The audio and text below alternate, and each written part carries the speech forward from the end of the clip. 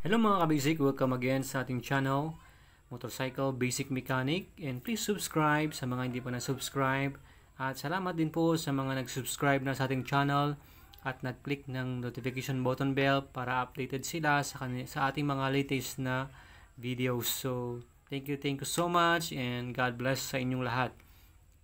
At ngayon meron ulit tayong pag-aaralan, napakasimpleng tutorials pero kagamit-gamit sa ating mga nagmumotor or sa mga baguhan at sa mga hindi pa nakakaalam, okay, sa ating tutorials. So ngayon ay meron akong hawak na napakahalaga, napaka-importante sa ating motor. So paano ba ito i-test, no?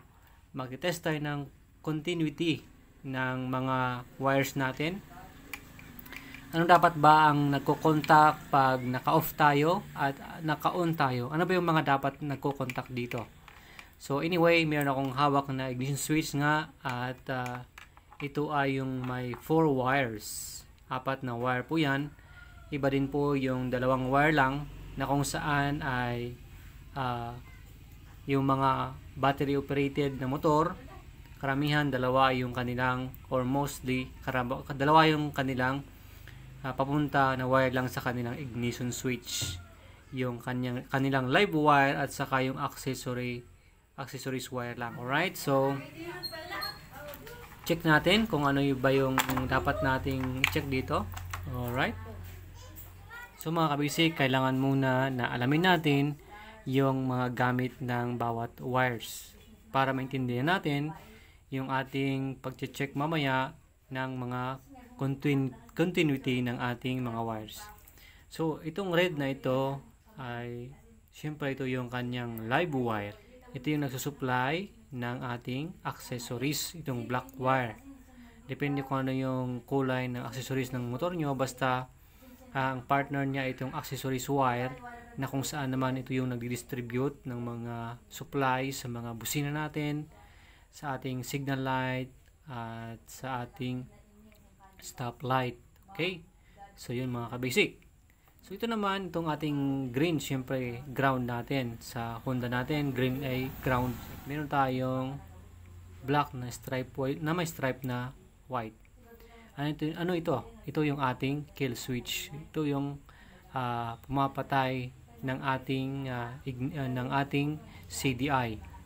Ito yung ito galing to sa CDI natin, at pag nakadikit to, nagdikit na ito, ang black, ito yung black and white wire, tapos green na wire, ay ma-off yung ang ating engine. Okay, ito yung kill switch, yan ang nagdidikit na dalawa yan, para mamatay yung ating motor. Okay, pag naka-off tayo mga kabasics, pag in-off natin, mag-contact ng dalawa yan, and then mamatay yung ating motor. Ito naman, sa red at saka pag nag-on tayo, ito naman yung nagko-contact, itong red na wire, tapos yung accessories wire natin na which is black. So pag on natin, nagko-connect na dalawa yan, so nagkakaroon ng supply yung ating black wire, yung nagsusupply ng mga accessories natin sa ating motor.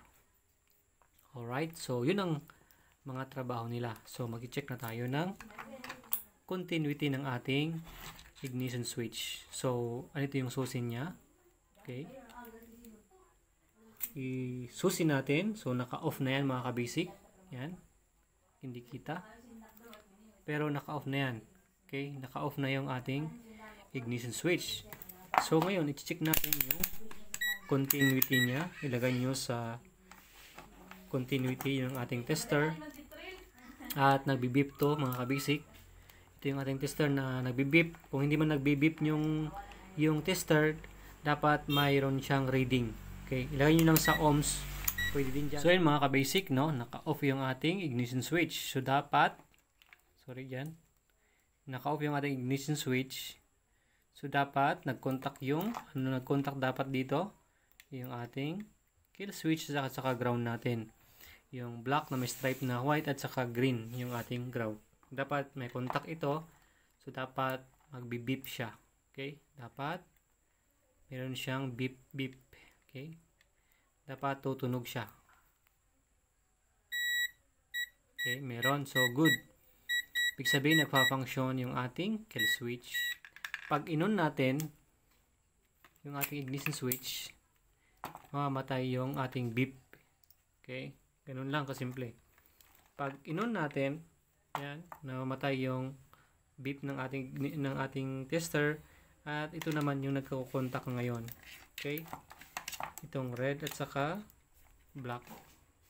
Ito yung may contact. Okay? Yan. Dapat wala siyang contact dito sa green, sa green niya.